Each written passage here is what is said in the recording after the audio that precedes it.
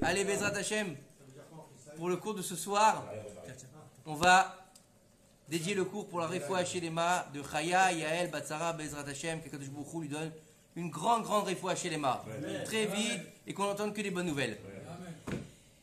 Pourquoi je vous dis qu'on est en freestyle ce soir? Parce que Baruch Hashem, c'est vrai qu'en règle générale, je ne prépare pas le cours, mais on va dire j'ai quand même le temps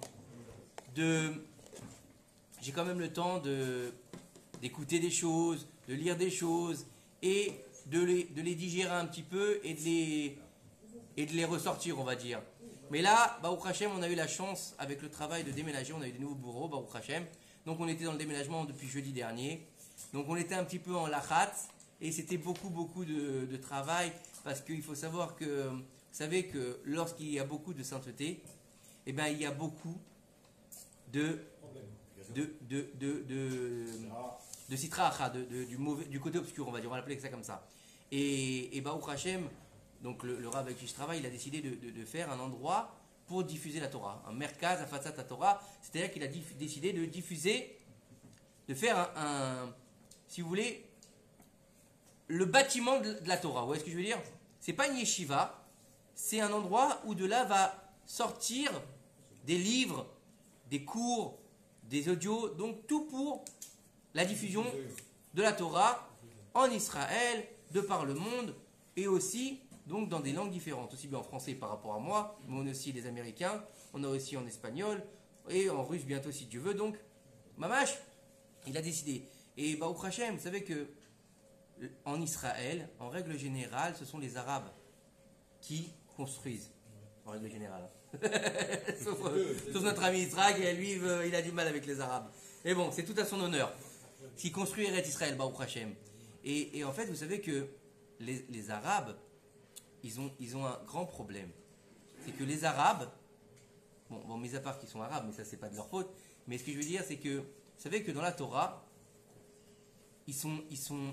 c'est les seuls personnages qui sont considérés comme des sauvages hommes. C'est-à-dire qu'ils ont leur attribut avant d'être un homme. D'accord? C'est-à-dire que normalement, on va dire que c'est un homme sauvage, ou c'est un homme colérique, ou c'est un homme bête. Nachon ou non nachon? C'est un homme qui est violent. Non, là c'est l'inverse. C'est un sauvage homme. Donc ça veut dire que dans sa nature, il est d'abord sauvage et après il est homme. Donc en fait, si vous voulez, on sait très bien que nos sages nous disent que la colère, elle fait sortir Dieu de l'homme. Vous savez ou pas? C'est comme si l'homme il faisait Avodah Zara. Donc étant donné que c'est des gens qui sont sauvages, donc qui sont colériques, qui sont arzarim, c'est des gens qui sont violents, très violents. On le voit bien dans les attentats, des choses comme ça. Je veux dire, on l'a bien vu avec le lynch en 2016, c'est ça, non? Le lynch qui a eu lieu, je me souviens plus exactement, en 2006 ou en 2000, je sais plus. Bref, on voit bien que c'est des gens qui sont dans la violence. Donc en fait, ils amènent avec eux des mazikim, ils amènent avec eux des mauvaises ondes, des mauvaises choses. Donc il faut tout de suite, c'est pour ça que quand on est dans une nouvelle maison, toute neuve, je parle du Kablan, et étant donné que c'est les Arabes qui l'ont construite, tout de suite, avant de faire quoi que ce soit, d'accord, le soir où on va dormir dans la maison, tout de suite faire le Zohar et faire Hanoukat Bayit avec la pose de Mezouza. Pour nettoyer en fait, spirituellement la maison. Parce que nettoyer la maison, d'accord, avec un balai, faire un coup de peinture, bien sûr, ça c'est, on va dire, c'est une bonne chose aussi, même spirituellement. Tu enlèves la crasse qui s'intègre dans la maison spirituelle. Mais au niveau du karcher de la maison, d'accord, la seule chose, c'est la Torah. Il n'y a pas une autre chose que la Torah. Donc c'est bien dans une nouvelle maison qu'on a reçu du Kablan. Et donc Baruch Hashem, ce qui s'est passé, c'est que nos sages nous disent que le Yetzer Hara et les Mazikim et tout ça, en fait, ils vont venir s'installer dans des endroits où il y a des poalim aravim par exemple, où les gens, tu sais, ils prennent leur temps en général. Vous savez qu'ils vivent dans les appartements ici en Israël, le temps que ce soit donné aux propriétaires. Et en fait, ce qui se passe, c'est que étant donné qu'ils sont là longtemps, les forces du mal, entre guillemets, elles ont le temps de s'installer dans la maison. Donc quand on arrive, si on n'a pas fait le Zohar, si on n'a pas fait les choses, il y a des mauvaises ondes et il y a des mauvaises choses qui peuvent se passer. Donc en fait, qu'est-ce qui s'est passé? Donc pour qu'il évite que les choses se passent, le Rav, qu'est-ce qu'il a fait? Il n'a pas attendu qu'ils finissent pour nous faire rentrer à l'intérieur. Et pour déjà chasser les mazikim du... En fait, il dit que lorsque le Yetzer Hara n'a pas le temps de s'installer, d'accord, il comprend pas en fait, puisque toi t'as pas encore, ils sont encore en train de faire les travaux, tu es déjà là. Donc t'es pas censé être installé. Donc il n'a pas le temps en fait de s'approprier les lieux, donc il n'a pas le temps de mettre des mauvaises choses dans les lieux. Vous comprenez ou pas? Donc c'est pour ça qu'aujourd'hui, Baruch Hashem, on a fait la Chanukah Bayit là-bas, on a fait on a fait le Zohar, on a fait toutes les Mishnayot de Chanukah Bayit, on a fait les Pitoum Aktoret. Alors écoutez, ça c'est incroyable. Vous connaissez tous les Ktoret, hein, la prière des Ktoret. Et ben en fait, on l'a fait 7 fois, il me semble. Et dans cette Ktoret-là qu'on a lu aujourd'hui, c'est avec les noms de Dieu. Donc il ne faut pas dire, qu'il faut les penser. Et pourquoi les Ktoret? Parce qu'il faut savoir que lorsqu'il y a eu l'épidémie dans le désert, vous savez, il y a eu une épidémie à un moment donné, et beaucoup de personnes sont mortes. Dans la Torah, c'est marqué comme ça. Et là-bas, on nous parle juste après des Ktoret, que Aaron il a fait les Ktoret et que l'épidémie elle a cessé. Et nos sages demandent, mais pourquoi est-ce que Aaron il a fait les Ktoret et l'épidémie a cessé? D'où est-ce qu'il connaissait cette ségoula que les Kétoret sont capables en fait de...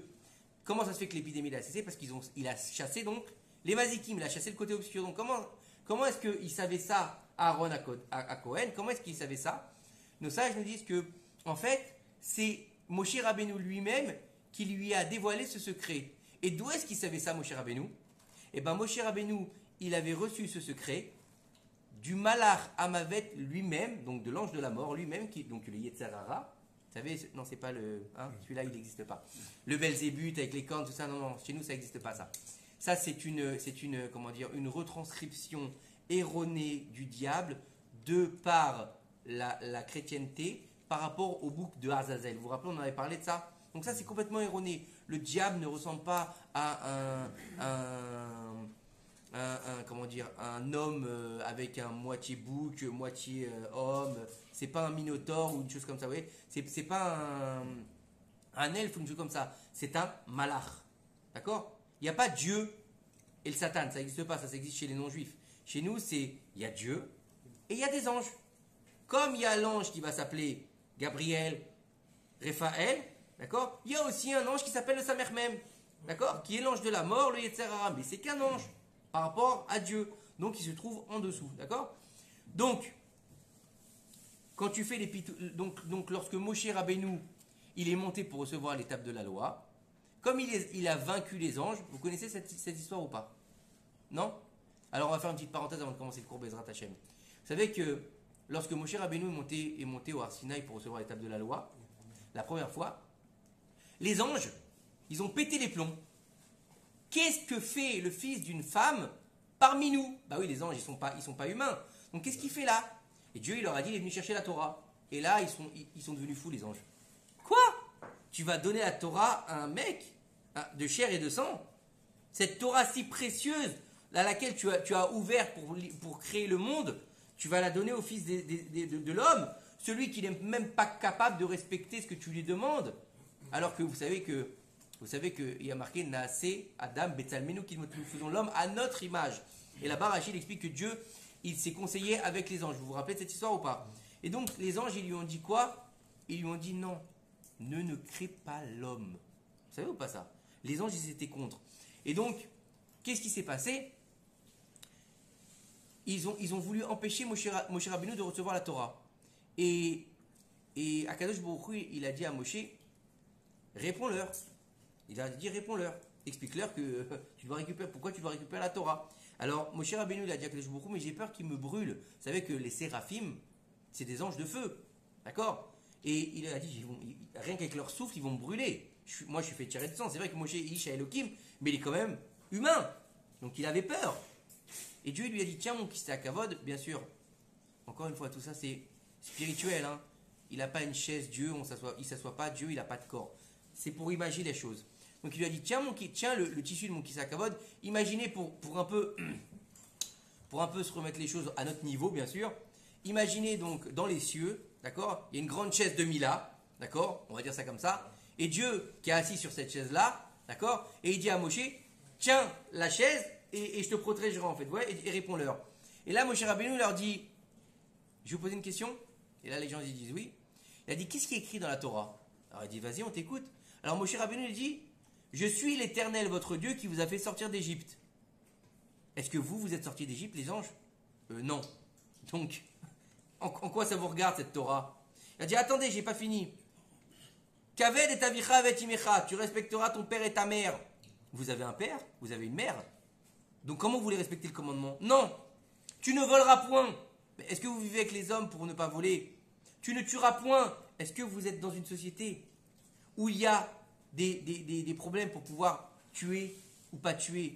Tu ne convoiteras pas la femme de ton voisin. Vous êtes complètement spirituel, donc vous n'avez pas de rapport. Donc qu'est-ce que vous allez convoiter? Donc est-ce que la Torah, elle vous appartient? Non. Elle appartient à qui? À l'homme, puisqu'elle s'adresse à qui? À l'homme. Et là, ils ont dit, tu nous as vaincus. Et à ce moment-là, le Malach HaMavet lui a donné la ségoula, que la Kétoret, elle arrêtait l'épidémie, étant donné qu'aujourd'hui, bien sûr, on n'a plus le droit de faire une Kétoret, puisque la Kétoret n'avait le droit qu'à être faite dans le Beth Amikdash, mais bien sûr, au moment d'Aaron, c'est Pikuach Nefesh, c'est autre chose. Et donc, on sait que c'est comme quand on étudie les Korbanot, nos sages nous disent que lorsqu'on étudie, par exemple, toutes les lois inhérentes aux Korbanot, c'est comme si on avait fait nous-mêmes les Korbanot.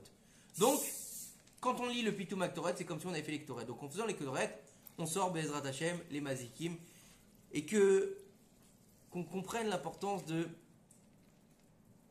ce que nos sages nous enseignent. C'est-à-dire que lorsqu'on nous dit qu'il y a des forces occultes et qu'il y a des choses qui sont difficiles, et que plus il y a Gdusha et plus il y a de difficultés, il ne faut pas prendre ça à la légère. En disant, ouais, non, mais vous, les religieux, vous pensez qu'au mal, quoi. D'accord? Non, je veux dire, quand il y a beaucoup de Gdusha, il y a beaucoup de Sitra Achra. Pourquoi? Parce qu'elle ne veut pas. Elle veut pas. Le côté obscur ne veut pas que le côté, il vive. D'accord? Il vibre et il éclaire le monde. C'est toujours la même confrontation depuis le début de la création du monde. C'est quoi? L'obscurité qui est la lumière.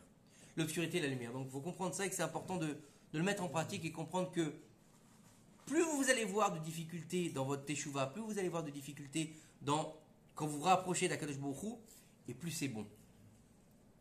Parce que plus la corde elle est dure à tirer, et plus la flèche elle va loin.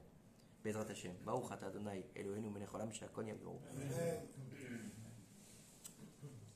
Alors vous savez, dans les parashiyot qu'on a lus ces derniers temps, on nous a parlé de beaucoup de choses, et vous savez que le Sefer de Bereshit, on pourrait en faire des cours et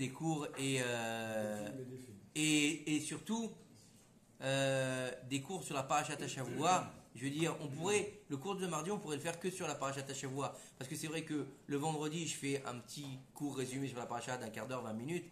Il y a tellement à dire qu'on pourrait passer, pas un mardi à faire un cours sur la Parashat de la semaine, on pourrait passer 2, 3, 4, même une année sur une seule Parashat. Et il faut savoir que, bien sûr, le Sefer Bereshit, qui est le plus riche au niveau des vertus, au niveau de l'Aitnahagut, comment se comporter, au niveau de nos pères aussi, au niveau de ce que nous ont laissé léguer, on va dire plutôt nos pères. Et on a dans ce personnage fameux Avraham, parce que si on regarde bien les parachiotes, Avraham, on a 4 parachiotes sur Avraham. D'accord? Yitzhak, on a une paracha et demi. Yitzhak. Et Yaakov, on a 5 parachiotes. D'accord? Ça, c'est encore un autre ignal, mais c'est bon à savoir, d'accord? Le patriarche le plus présent, on va dire, dans la construction, d'accord? Parce que Yaakov, c'est encore autre chose. Yaakov, il a été chercher les nitzotzot avec les moutons et tout ça, ça on le verra plus tard. Mais Abraham, il a posé les bases. Donc on sait très bien que lorsque comment dire, au niveau des bases, c'est le travail le plus difficile en général. D'accord? Quand quelqu'un doit faire un binyan, le travail le plus difficile au départ, c'est les fondations. Donc c'est Abraham Avinu. Et Abraham Avinu, c'est un personnage très particulier. Parce que quand même, il lui arrive quand même pas mal de galères, on peut dire, à Abraham. D'accord? Et on voit que tout ce qui ressort surtout d'Abraham, c'est Chesed. D'accord ou non? Abraham, Sphira, donc la sphère céleste du Chesed. Chesed, c'est la bonté. Tov. Et Abraham, on a quelque chose qui le caractérise particulièrement. C'est quoi? C'est la Achnasat Tochim. Abraham, il invite des gens. Alors, on va se dire, Achnasat Orchim, c'est quoi? Inviter des gens, tu vois pas. Est-ce que c'est une si grande mitzvah que ça? D'accord, t'as invité quelqu'un à manger, t'as invité tes amis à... Est-ce que c'est... Bon, qu'est-ce que t'as fait de spécial? Attends, moi j'ai donné 50 000 à la synagogue. C'est quand même mieux que d'avoir invité ta cousine à déjeuner pendant Shabbat. Moi, j'ai offert un Sefer Torah. C'est quand même plus grand que d'inviter le rabbin à manger chez toi. Eh ben non. Eh ben non. Pourquoi? Il faut savoir que l'Achnasat Orchim, dans la paracha de Vayera, Avraham Avinu, au début de la paracha, il est en train de parler avec Dieu. D'accord? Il n'est pas simplement en train de parler avec Dieu, c'est que Dieu il est venu lui faire Bikur Cholim. D'accord? C'est grandiose ou c'est pas grandiose? Oui ou non? C'est magnifique. Donc il parle avec Dieu, d'accord? Écoutez bien, on va la faire à notre époque, ok? Il est en train de parler avec Dieu. À un moment donné, les 3 anges arrivent, ok? Donc n'oubliez pas qu'il les voit comme des Arabes, ok? Comme des Bédouins. Il y en a qui disent qu'il les a vus comme des commerçants, d'accord? Un autre qui dit qu'il les a vus comme un il avait l'apparence d'un commandant de navire, l'autre il avait l'apparence d'un commerçant. Oui, non, mais c'est pas le problème. Mais il les a pas vus en tant que anges, d'accord? Il les a pas vus en tant qu'anges, il les a vus en tant qu'hommes, d'accord? Et encore plus, on va rester sur cette idée de, il les a vus comme des bédouins, d'accord? Abraham, c'est un prince. Il voit 3 bédouins qui se baladent dans le désert. Il est en train de parler avec Dieu, ok? Il lui dit, bouge pas, je vais les recevoir et je reviens. On a schématisé l'histoire, hein. Mais c'est exactement c'est exactement ce qui a marqué. C'est exactement ce qui a marqué dans le texte. Non. Il dit à Kadosh Baruch Hu, il y a marqué là-bas, si j'ai trouvé grâce à tes yeux, laissez-moi, ne t'en va pas, ne pars pas. Il parle pas aux anges, il parle à Kadosh Baruch Hu. Écoutez bien, c'est pas fini, tu vois, Gérard. Ce qu'il leur dit, il va faire Achnasat Orchim ou pas? Oui, tout le monde connaît l'histoire. Il reçoit les 3 anges, il leur fait du pain, il leur fait des gâteaux, du pain, d'accord? Vous êtes posé la question, il est où le pain ou pas? Vous êtes posé la question? Il leur a dit, asseyez-vous, je vais vous amener du pain et de l'eau, oui ou non? Alors, de là on apprend, parle peu et fait beaucoup, d'accord? Il leur a dit, je vous amène un peu de pain et un peu d'eau, et il a dit à Sarah, fais des gâteaux avec une fleur de farine et du pain, oui ou non? Après, il a été tué 3 veaux pour prendre une langue chacun pour chaque ange. Il leur a fait du beurre. Il n'avait pas de frigo, Abraham. Hein. D'accord? On dit que un des veaux, il est parti jusqu'à Maharat Marpella quand même. Hein. Il habitait à Beersheba. Il a couru jusqu'à Hebron. Et c'est loin quand même, hein, pour récupérer le veau. Et c'est à ce moment-là qu'il est rentré. C'est à ce moment-là qu'il est rentré dans la caverne de Marpella. Et c'est à ce moment-là qu'il a décidé d'acheter la caverne de Marpella. D'accord? Bon. Ça fait quand même une trotte, hein. Bon, bref. Mais bon, c'est pas le premier degré de la... Non, on n'est pas dans le premier degré. On est déjà... Gérard, on a dépassé le premier degré. Baruch Hashem, ça on la connaît l'histoire. On va pas encore la raconter. Baruch Hashem, ici, on est des gens qui connaissons quand même la Torah. Donc on connaît un petit peu l'histoire. Mais c'est pour... Ça pimente un petit peu. Le Midrash, il pimente un petit peu le cours. Il faut comprendre. Donc Abraham, il leur a fait un festin. Mais où il est le pain? Il est où le pain? Non, il n'y a pas de pain. Il n'y a pas de pain. Il leur a pas donné de pain à manger. Et en fait, ce qui se passe, c'est que là-bas, Rachid nous dit, et quand il leur a amené la viande et le beurre, Rachid là-bas, il a marqué, et il est passé où le pain? Et comme ça, il marque. Et il nous dit là-bas, parce que Sarah, elle a eu ses règles. Et en fait, il faut comprendre une chose, c'est que... Son âge? Elle a eu ses règles, oui. Il y a marqué, elle a eu les signes qu'ont les jeunes femmes. D'accord? Il faut comprendre c'est quoi. Alors vous allez me dire, bon, et alors elle a eu ses règles, si une femme aujourd'hui elle a ses règles, elle ne peut pas faire le pain? C'est une bonne question ou pas? C'est une bonne question ou pas? Ça veut dire quoi? La meuf elle est en train de faire sa pâte le vendredi pour son Shabbat, tac, elle a ses règles. Quoi? Elle arrête tout, elle jette tout à la poubelle, elle peut... Non. Il faut savoir que la Touma de Nida aujourd'hui, c'est rien. La Touma de Nida à l'époque, D'accord? Il faut savoir qu'à l'époque du temple, les femmes qui étaient Nida, elles avaient une tenue spéciale. Les gens ne pouvaient pas l'approcher tellement qu'elle était forte, cette Toum'a. Écoutez bien, plus que ça encore. Vous connaissez la vanne? Hein? Non, c'est pas une marque de. La vanne ou la. C'est pas une blague. La vanne, c'est pas non plus la vanne. Vous connaissez la vanne, le Racha, le frère de Rivka, le père de Rachel et Léa, d'accord? Pourtant lui c'était un sorcier, hein, un grand sorcier rempli de Toum'a, d'accord? Le mec, c'est simple, il s'appelle Lavan, mais il est complètement l'inverse. Il s'appelle blanc, il est complètement noir, d'accord? Lui, il vit la Toum'a, hein, d'accord? C'est un pourri à 200%. Quand il va aller chercher ses théraphim, donc quand il va chercher ses statues, d'accord? Sa fille qui les avait cachées donc sous son chameau, elle était assise par-dessus ses théraphim, elle lui dit, papa, je peux pas me lever, d'accord? Il a cherché tout, hein. Il a cherché toutes les tentes, il a cherché dans les comment dire, dans les chameaux, dans les machins, d'accord? Quand Rachel, elle lui dit, je ne peux pas me lever, j'ai mes règles, il cherche même pas, il se casse. Il se casse. Pourquoi? Parce qu'il a peur, lui, de cette Toum'a-là. Donc imaginez la grandeur de la Toum'a Nida. Donc en fait, ce qui se passe, c'est que Avraham Avinu n'a pas pu leur servir le pain parce qu'il était devenu tamé par les règles de Sarah Imenu. Écoutez bien, j'ai écouté ces explications la semaine dernière du Rav Tutu. Et en fait, il dit là-bas que, écoutez bien, qu'en fait, que les anges, en fait, étant donné qu'ils n'étaient pas d'accord on l'a expliqué il y a 2 minutes avec Moshe Rabbeinu, qu'en fait, ils n'étaient pas d'accord, en fait, pour que la Torah, elle appartienne à qui? Aux hommes, donc au Ham Israël, donc ils voulaient la garder pour eux. Et ils avaient entendu dans le ciel qu'il y avait une ségoula pour pouvoir avoir le monde en sa possession. Et cette ségoula, pour tenir le monde, donc celui qui tient cette ségoula, il tient le monde en fait. Pour tenir cette ségoula, c'est le Birkat Hamazon.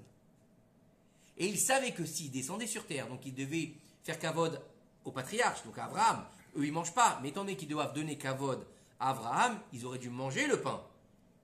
Donc quand tu manges du pain, tu dois faire Birkat Hamazon. Donc il savait que s'il faisait Birkat Hamazon, la Torah leur appartenait. Donc la Torah n'aurait pas été donnée à Israël. Qu'est-ce qu'il a fait à Kadosh Baruch Hu dans sa grande miséricorde? C'est énorme hein, comme explication, j'ai trouvé ça magnifique. Dans sa grande miséricorde, il a fait qu'au moment où Sarah Imenu elle a fait le pain, il lui a annoncé qu'elle aurait un fils. Donc à ce moment-là, tac, elle retrouve les signes de fécondité de la femme, donc elle reprend ses règles. C'est énorme ou pas? Et donc c'est pour ça que les anges n'ont pas pu récupérer la Torah. Maintenant, il faut comprendre que Avraham Avinu, il fait du chesed. On a dit que Avraham il a fait échelle Beber Sheva. C'est quoi échelle? Alors c'est pas une échelle, d'accord? On parle en hébreu, c'est pas une échelle où tu montes dessus. Échelle, c'est les Rachetevot, merci. Donc c'est les mince, en français, j'ai oublié. Les initiales, merci. Les initiales, en anglais, ouais. C'est les initiales de Achila, Shtia et Levaya. Alors, Achila, c'est quoi? C'est manger. Shtia, c'est boire. Et Levaya, c'est pas Chas Veshalom, un enterrement. C'est raccompagner. Et on dit en fait par là, qu'est-ce qu'il a fait Abraham? En plantant, il y a marqué, il a planté échelle à Beersheba. C'est-à-dire qu'il a fait une auberge à Beersheba. Et en faisant ça, il a fait le tikkun d'Adam Arishon. Il a fait le tikkun du Ochel. Pourquoi Ochel? Parce qu'elle a mangé du Etz Adat Tovara. Shtia, pourquoi? Parce qu'on nous dit que comment elle lui a présenté Chava, le Zohar, je crois qu'il dit ça. Comment est-ce que Chava a présenté le Etz Adat Tovara à Adam en étant un jus, donc du vin, d'accord? Puisque on va rester sur la DA que c'était de la vigne. Et Levaya, pourquoi? Parce qu'elle a ramené la mort. Donc il n'y a pas eu de livou, il ne l'a pas accompagné, il n'y a pas eu d'accompagnement, puisque même au moment où elle a été charmée entre guillemets par le serpent, Chava, qu'est-ce qu'il faisait Adam? Il pionçait. Donc il n'y a pas eu. Vous voyez, donc lui il a fait un tikkun. Il faut comprendre que par la mitzvah que Avraham il a fait en faisant Achnasatochim, écoutez bien, il a permis à ses descendants de vivre la Netzach Netzachim. Ça veut dire quoi? À tout jamais. Écoutez bien, vous allez comprendre pourquoi. il faut comprendre que l'Arnasatochim, c'est quoi? C'est de la netina. C'est donner. C'est le don. C'est de la bonté. D'accord? Et le premier qui donne au monde, c'est qui? C'est Akadosh Baruch Hu. D'accord? Et on parle de chesed, Aolam chesed ibané. Le monde, il est construit sur le chesed. Ça veut dire que s'il n'y a pas de bonté dans le monde il ne peut pas exister. D'accord? Écoutez bien, c'est énorme. Quand tu dis Donc, bonté, c'est le don. oui. Est-ce qu'on peut le résumer à donner? Oui, donner. Mais donner sans contrepartie. D'accord? Oui, tu peux dire à donner. Mais donner, il y a encore une chose aussi, c'est comment tu donnes. Nos sages nous disent qu'il vaut mieux donner, un verre de lait avec le sourire que donner de la viande et des bons mets avec la gueule. Tu vois? Bon, moi, ça, je l'ai refait à ma sauce. Hein. Et il faut savoir que on va voir que quelques années après l'histoire de Abraham, on va avoir deux peuples issus de Lot. Lot, l'antithèse d'Abraham. D'accord? Et Lot, en fait, c'est un pourri. Simplement, c'est pire qu'un pourri. C'est-à-dire que il a décidé, si, c'est un pourri. Comme ça nous disent nos chachamim. C'est-à-dire qu'il a décidé pour l'oseille et pour la débauche, il a décidé de quitter Abraham. D'accord? Pour aller s'installer à Sdom. D'accord? Et puis le type, il est buté en plus parce qu'il n'a pas compris. Il se fait attraper par Nimrod. D'accord? La guerre avec les rois. Vous avez entendu cette histoire, les 5 rois contre les 4 rois. D'accord? Malkitzedek, ouais, c'est ça. Malkitzedek, là-bas. C'est ça? Ouais. Non. Ouais, je crois. Et ben c'est Nimrod. Non, pas Malkitzedek. Non, Malkitzedek, c'est Shem. Excuse-moi. Malkitzedek, c'est Shem. Non, le premier, je ne sais plus comment il s'appelle. J'ai un trou de mémoire, excusez-moi. Bref, le roi là-bas, c'est Nimrod. Et Nimrod, il avait décidé de kidnapper Lot. Amraphel, merci. Il avait décidé de kidnapper Lot parce que Lot, il ressemblait à Abraham. Il aurait fait une exécution publique en disant voilà, Abraham, il est mort. Allez faire la Vodazara. Bref, Abraham, il vient, il le sauve. Il le sauve de là-bas. Bon, tu dis, j'ai déliré, j'y aurais pas dû aller à Sdom. Tu sais comment ils sont pourris là-bas. La débauche, ils tuent les gens, ils font n'importe quoi, les jugements sont tous erronés. Bah, tu as été sauvé une fois par Abraham. Bah, normalement, tu ne devrais pas y retourner. Et lui, il y retourne. Pourquoi il y retourne? Parce que nos sages nous disent que Lot, il était complètement méboulbal. C'est-à-dire que d'un côté, il avait ce côté où il avait vécu avec Abraham, donc il a fait Arnasatorim, comme on voit. Il a fait un copy-paste, d'accord? Bon, il avait l'habitude de faire Arnasatorim, donc il va faire Arnasatorim avec les anges. Mais lui, il les voit comme des anges, pas comme des hommes. D'accord? Et il leur dit, prenez mes filles. Hey, c'est pas grave. Laissez-moi mes invités, mais prenez mes filles, amusez-vous avec, il leur dit. C'est-à-dire, pour lui, c'est normal. Mes filles, elles sont vierges. Comme ça, il lui dit. Prenez mes 2 filles là, elles sont vierges, celles-là, elles n'ont jamais connu personne, faites-leur la fête. Dieu il lui dit à Racha, t'as voulu donner tes filles, c'est toi qui vas les reprendre. Écoutez bien, c'est pas fini. Maintenant, de l'union que Lot a eue avec ses filles, d'accord, il aura 2 enfants, Ammon et Moab. Ils vont donner des peuplades, donc Ammon et Moab, et dans le Sefer Devarim, il me semble, il y a marqué là-bas que Ammon et Moab, ils ne rentreront jamais dans le Kahal Israël. C'est-à-dire que les hommes de Ammon et Moab, les hommes de Ammon et Moab ne pourront jamais se convertir. Même à la 10e génération. Jamais. Les hommes, pas les femmes. Les hommes de Ammon et Moab ont l'interdiction de se convertir. Et vous savez pourquoi? Il y a marqué dans la Torah noir sur blanc. Parce qu'ils n'ont pas donné d'eau et de pain au Ham Israël. Pourquoi? C'est-à-dire qu'en fait, comment est-ce qu'il pourrait faire partie du Ham Israël? Parce que le Admour Azaken, il dit que le Ham Israël, il a 3 qualités. Baishanim, Gomlim Chassadim et... ils sont humbles, ils font de la bonté et j'ai oublié le 3e. Hein? Non, il y a un autre truc, je l'ai oublié, ça va me revenir, Bezrat Hashem. Et il dit que là-bas, en fait, donc, un des points principaux des valeurs du Ham Israël, c'est quoi? C'est le chesed, c'est la bonté. Et cela, c'est l'antithèse complète de la bonté. Ils n'ont pas été foutus. Il leur a dit, Moshe, laissez-nous passer. On paye. Hein. Il leur a pas dit, vous nous donnez gratuit de l'eau et du pain. On paye. On vous casque, d'accord? Comme il faut. On passe. On ne vous cherche pas d'embrouille. On passe pour rentrer en Israël. D'accord? Donc, c'est-à-dire, laissez-nous un chemin, tout simplement. d'une part, on paye les taxes, vous nous donnez du pain et de l'eau, donc on vous paye ça aussi. D'accord? C'est tout. On passe, au revoir et merci. Donc d'une part, vous avez gagné de l'oseille. D'accord? Vous nous avez laissé passer et on est tranquille. Non seulement ils n'auront pas donné pain, ils n'auront pas donné d'eau, mais il leur a envoyé Bilam Aracha pour les maudire. Vous comprenez le truc? Donc, Akadosh Baruch Hu dit que ceux-là, étant donné qu'ils sont complètement l'inverse d'Abraham, donc ils ne pourront jamais rentrer dans le cas d'Israël. Donc en fait, on voit que la Achnasat Ochim, elle permet quoi? Elle permet Netzach Netzachim. Ça permet de vivre comme le Ham Israël à tout jamais, alors que Ammon et Moab jamais rentreront dans l'Am Israël. Qui plus est encore, on nous raconte dans le Tanakh, on nous raconte que lorsque David Améler, il a fui Shaoul, d'accord, avant de fuir Shaoul, il a fait ses adieux entre guillemets à Jonathan. Vous connaissez Jonathan? Jonathan, pour ceux qui connaissent le Tanakh, c'était le fils de Shaoul. C'était celui qui devait être le prince héritier de la couronne d'Israël. Bah oui, quand tu as un père qui est roi, normalement le prince, c'est le futur roi. Donc Shaoul, c'était le futur roi d'Israël, normalement. Jonathan, merci. Jonathan, hein? Ils étaient ensemble. Nechaim. Jonathan, ça devait être le roi d'Israël. Lorsqu'il a su que David avait été choisi pour être le roi d'Israël, il a baissé la tête et il a dit Baruch Hashem. Comme à tel point que la Masechet Avot nous dit, le Pirkei Avot donc, vous connaissez tous le Pirkei Avot, Maxime Despères en français, il nous dit, bois un coup, toi, détends-toi.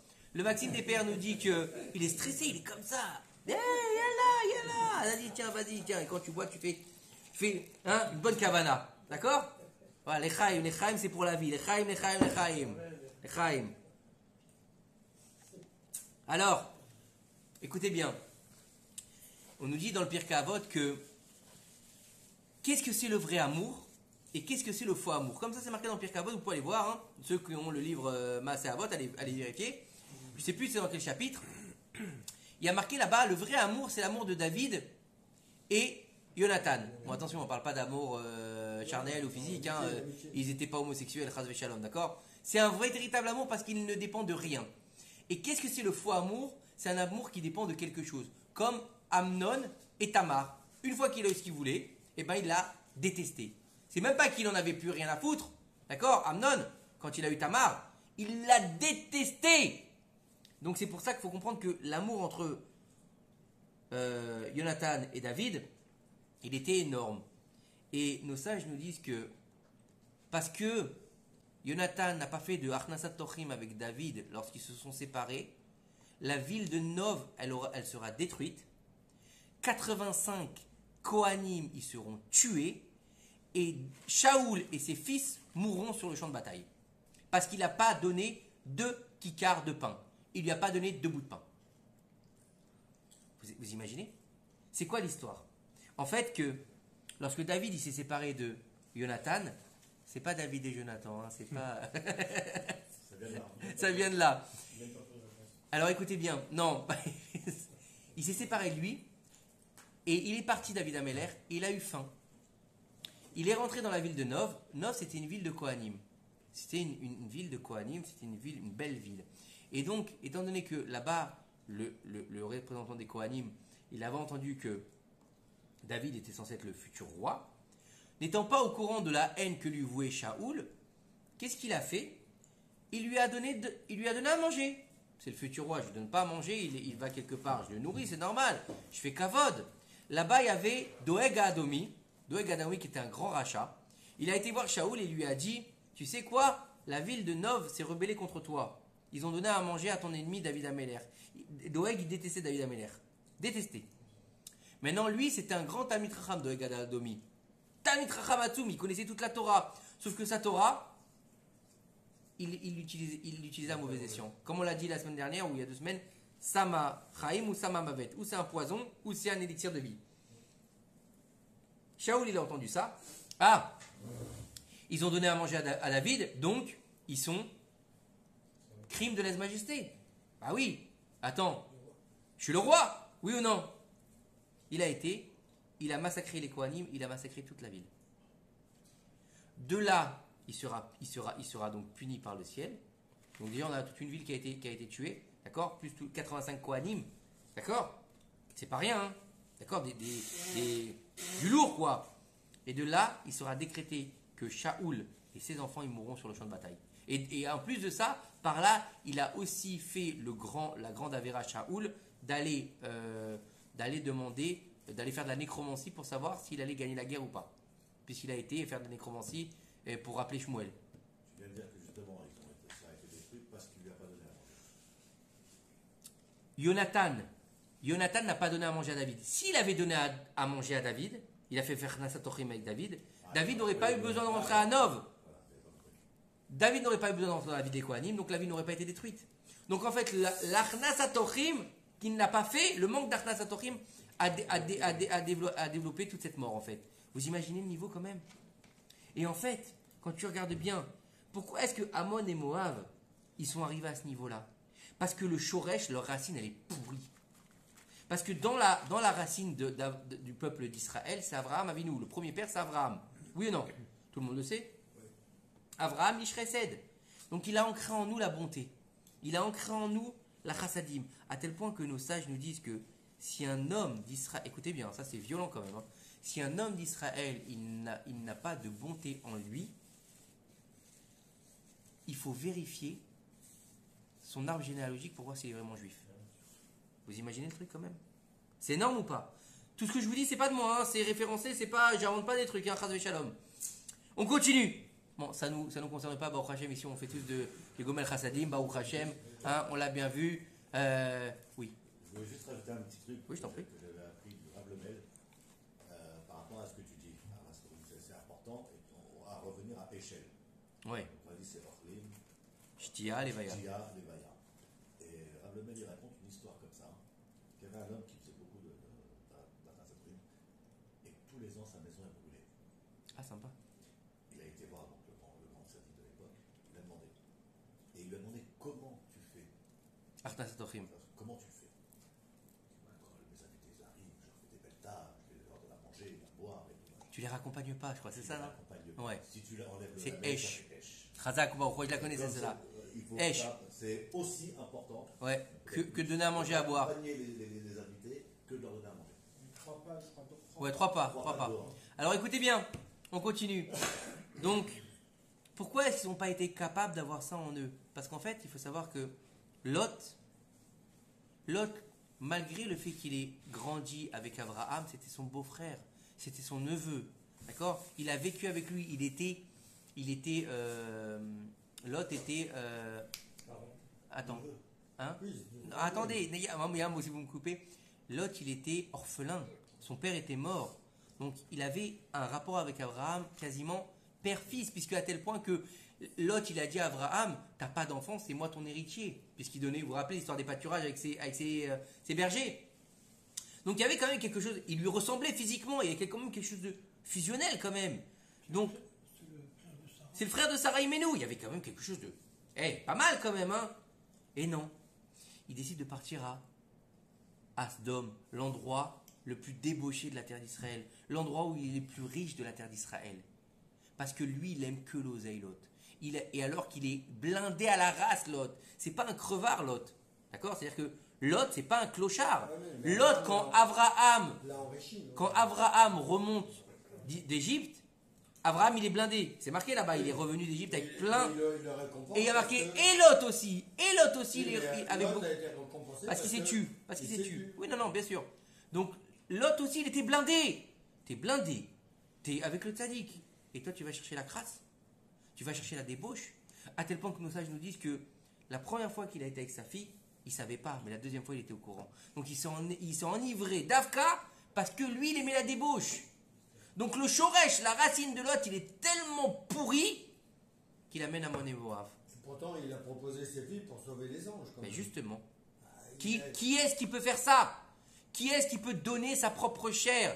Tu as voulu donner ta propre chair, tu récupéreras ta propre chair. Les anges, ils n'ont jamais rien demandé. Les anges, ils n'ont jamais dit donne tes filles pour qu'on soit sauvés. C'est des anges. N'oublie pas que, contrairement à Abraham qui les a vus comme des bédouins, lui, il les a vus comme des anges. Pourtant, Pourtant, les anges ont essayé de le sauver quand même. Ils l'ont sauvé. Oui, Ils l'ont sauvé. Mais regardez encore comment regardez comment il est tordu l'autre. Regardez comment il est tordu. Au lieu de dire aux anges, bon bah tu sais quoi, tu me sauves, bah ramène-moi chez mon oncle. Il dit non, ramène-moi dans la grotte là-bas, où il n'y a personne. Pourquoi? Non, il dit aujourd'hui, vous me sauvez parce que au royaume des aveugles, le borgné roi, je suis Asdom là-bas, j'ai du mérite, je suis considéré comme un tzaddik. Mais si tu me mets à côté d'Avraham, je suis un rachat, j'aurais plus de mérite. Et moi dans la grotte, laisse-moi tranquille. C'est un pourri. Et il est mort sans rien. Tous ses biens, ils ont brûlé Asdom, oui ou non? Sa femme, elle est morte. Elle est devenue une statue de sel. D'accord? Comment dire? Il a eu des rapports avec ses deux filles, et de là sont nés deux pays qui pourront jamais rentrer dans le Ham Israël. Donc qu'est-ce qu'il a gagné, Lot? Et il est mort comme un. Et nos sages nous disent qu'il est mort comme un clochard. Oui, mais Abraham, il a fait tout pour le. Parce qu'il avait. Non, mais il fallait qu'il le. Non. Fallait qu'il le sauve. Fallait qu'il le sauve parce que de là allait descendre Ruth. Donc il fallait qu'il le sauve. C'est pas le problème. Mais lui-même, il a eu un srout, puisqu'il aura. Il a eu un srout, bien sûr, d'avoir dans ses descendants Ruth. Mais lui-même, il est mort comme un clochard. Il n'y a aucune trace de Lot après l'histoire avec ses filles. Il n'y a plus rien dans la Torah, on n'en parle plus. C'est fini. Nachon ou non Nachon? Hein? Ah non, on s'en fout. C'est pas important pour la Torah. C'est pas important. Il n'y a aucune importance. C'est pas important parce qu'il a tout perdu. Pourquoi? Pour la débauche et l'oseille. Alors que Avraham Avinu, quand le roi de Sodome, il lui dit, prends tous les biens et laisse-moi les âmes. Avraham lui dit non, moi je veux les âmes et toi prends les biens.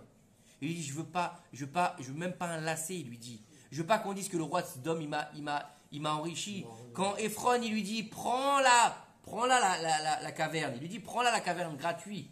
Il lui dit ou pas? Il lui dit je te la donne. Abraham lui dit je veux pas que le rachat ils disent après j'ai donné la caverne à Abraham, je te la paye 400 shekels. 400 shekels, des millions. Hein? C'est des millions. Vous comprenez? 400 lingots d'or. Donc en fait, et lorsqu'on voit, attendez, c'est pas ça, on a dit que quoi, qu'elle était plus importante que recevoir la Shrina, oui ou non, puisqu'il parlait avec Akadosh Baruch Hu. Comment on sait que Akadosh Baruch Hu il l'a attendu? Et bien lorsqu'il est revenu de Sodome, vous savez quand il a dit après, oui attends s'il y a 50, s'il y a 45, s'il y a 40, oui ou non? Et après, on dit que Abraham il est revenu, et là-bas on a dit il est revenu avec voir Hachem. Il y a un passouk comme ça, exactement, je ne connais pas le passouk exact, et là-bas on est dit revenu voir Hachem. Ça veut dire que Hachem il attendait. Ça veut dire que l'Achna Satochim, elle te fait attendre la Shrina. Elle est plus grande que la présence divine. Et comme il a dit Daniel, Esh ou Échelle. Est-ce que tu vas dans Échelle, donc une auberge, une Achna Satochim, donc recevoir des invités, ou tu vas faire du Esh chez toi? Donc en fait, il faut comprendre que j'avais entendu une fois que tout le monde cherche des ségoulottes. Cherche des ségoulottes pour ça, cherche des ségoulottes pour ça, cherche des ségoulottes. Une des plus grandes ségoulas pour avoir la parnassa, c'est Achna Satochim. Comme ça, j'avais entendu. C'est pas énorme? Et bien, vous savez ce qu'il vous reste à faire. Inviter des gens. Attention! Il y a bien sûr... Il y a bien sûr... Il y a toujours... Attention. Il ne faut pas inviter n'importe qui chez soi. Il y a une mitzvah de faire Achna Satochim, mais il faut faire attention qui tu invites. Pourquoi? Parce que tu ne vas pas ramener le feu chez toi. D'accord? Tu as un ami, d'accord? Tu as un ami, il a eu des problèmes, machin, d'accord? Mais tu sais que ce mec-là, c'est un dragueur invétéré. D'accord? Et toi, grâce à Dieu, ta femme, elle est pas mal. D'accord? Elle est pas mal. Mais jamais de la vie tu le ramènes chez toi. Jamais de la vie, parce que tu as mis une bombe chez toi. D'accord? Ou tu sais que la copine de ta femme, d'accord? C'est une qui dit la shonara matin, midi et soir. Mais celle-là, laisse-la chez elle. Ou tu vas ramener ou par exemple, quelqu'un, il a un associé, et tu sais que celui-là, c'est un mesroub. Celui-là, c'est le roi du bitcoin, c'est le roi du CO2, c'est le roi de l'arnaque. Ne le ramène pas chez toi. En dehors de la maison. Tu as des affaires à faire? Va au restaurant avec lui. Ne le ramène pas chez toi. Ne ramène pas la pourriture chez toi. Pourquoi? Parce que toutes ces personnes-là, d'accord, elles sont empreintes de Sitra Acha. La Toum'a, elle est sur eux, elle est sur leurs habits. Et il faut savoir que pourquoi on n'a pas le droit de regarder la face d'Aracha. Vous savez pourquoi? Vous savez pourquoi on n'a pas le droit de regarder? Parce que lorsqu'on regarde la phase d'Aracha, la Toum'a, comme ça nous disons Chachamim, la Toum'a qu'il y a sur lui, elle nous saute au visage. Et elle nous habite. Sympa ou pas? Donc il faut éviter. Donc tous les gens qui sont viscéralement tombés dans la débauche, dans le vol, dans l'excès, dans la violence, dans toutes les choses qui sont négatives, eh ben ils sont remplis de clipotes. Et lorsqu'on va les ramener chez soi, eh ben c'est la fête à neuneux. Parce que la clipa, vous savez de quoi elle se nourrit la clipa? Est-ce que vous savez de quoi elle se nourrit de la clipa? De nos mitzvot. Bah oui. Parce que dans la mitzvah, il y a deux niveaux. Il faut savoir qu'il y a deux niveaux. Il y a la mitzvah en soi, mais il y a le niveau de la mitzvah lishma. D'accord? Vous savez ce que c'est lishma? C'est-à-dire avec l'intention. Donc c'est-à-dire que tu vas manger avec intention, tu vas faire la bracha avec intention, tu vas faire Birkat Hamazon avec intention. La vérité, en tout cas moi je suis pas à ce niveau-là encore. D'accord? J'essaye d'avoir l'intention quand je me mets de filine, mais quand tu as une bonne dave devant toi, allez franchement, c'est Shabbat midi, tu as la dave qui sent bon depuis la veille, d'accord? La seule intention que tu as quand elle te sert le plat à ta femme, c'est quoi? À l'attaque! Non, oui ou non? T'as oublié toutes tes cavanotes, t'as oublié qui t'étais, la vérité, oui ou non? En tout cas, à mon niveau, je parle pour moi, hein? Oui ou non? Donc en fait, t'as pas fait une avéra. Mais en fait, étant donné que c'était pas complet, une partie de cette mitzvah-là, elle va aller nourrir la clipa. Donc lorsque tu vas rentrer de la clipa chez toi, elle va s'installer chez toi. D'accord? C'est comme dans les dessins animés, vous savez, les petits fantômes machin qui arrivent, tu les vois pas toi, mais ils sont là. Et après, quand tu arrives, vous vous rappelez les trucs qu'ils faisaient dans les cartoons à l'époque, il y avait un petit fantôme et l'autre, elle s'amenait un petit gâteau, elle tournait la tête, hop, il lui prenait le gâteau. Oui ou non, vous vous rappelez de ces cartoons un petit peu? C'est la même chose. Et ben toi, tu n'as pas mangé l'ishma, ta partie de Gdusha, tu vas la voir, mais une partie de cette Gdusha-là, elle va nourrir la Klippa, parce que la Klippa, elle a besoin de la Gdusha pour vivre. Donc lorsque c'est pas l'ishma, tout ce que tu fais, une douche, ça doit être l'ishma. Pourquoi? Bah parce que tu prends soin du corps que Dieu t'a donné. Manger, ça doit être l'ishma. À tel point que nos sages, le Rambam, il dit qu'il faut laisser dans son assiette pour pas paraître glouton. Il y a plein de choses comme ça. Comment tu te comportes à table. Pourquoi c'est important? Parce que la table, Shulchan, c'est Nikra Misbeach. C'est un hôtel. Qu'est-ce qu'on dit dans le Birkat Hamazon? Vaïdaber, Elav, Zeh Shulchan, Asher, Lifne, Hashem. Regarde, c'est-à-dire que j'ai tressé une table devant toi contre le Birkat Hamazon. C'est bien ça qu'on dit, non? Je me trompe pas trop. Pourquoi on tresse la table devant Hachem? Parce que c'est un misbéach, la table. Donc ça veut dire que lorsque tu vas manger, d'accord, et que tu vas faire de ton repas un repas, t'as bouffé, et ben en fait, nos sages nous disent aussi dans Masechet Avot que si tu n'as pas ramené de Dvar Torah pour élever ton repas, donc élever ta nourriture matérielle à la spiritualité, ben c'est comme si tu avais mangé des sacrifices de mort. C'est sympa. Alors que si tu manges et tu fais Dvar Torah, et tu fais des brachot, et que la bonne argacha de la Gdusha, et ben c'est comme si tu avais emmené un sacrifice. Elle est belle ou pas? Allez, on continue, Bezat Hashem. Donc il faut comprendre que l'Achnas Atochim, donc Dieu il l'attendait. Donc vous voulez vous enrichir, vous voulez apaiser les choses, Achnas Atochim. C'est la plus grande, c'est une des plus grandes mitzvahs. Pourquoi? Parce que c'est la pierre angulaire du Ham Israël. Parce que c'est ce qui tenait et maintenez Avraham Avinu. Et à Olam Chesed Ibané.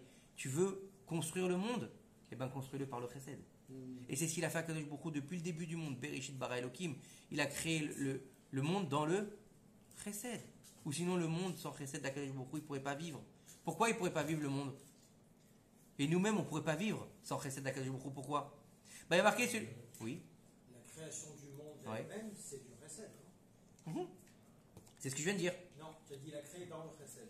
Oui, la création. Oui, excuse-moi, t'as raison. Oui, la création du monde, c'est du Chesed, puisque Dieu, il n'a pas besoin du monde. Oui, il n'a pas besoin du monde. Excusez-moi. Non, mais ça veut dire qu'il écoute, c'est bien. Il est.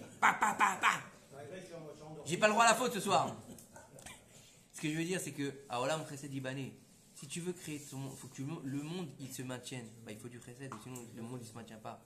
Et si on n'était que sur la rigueur, on ne pourrait jamais survivre. Puisqu'il y a marqué dans la Torah, celui qui est Mechal Shabbat, Mochumat.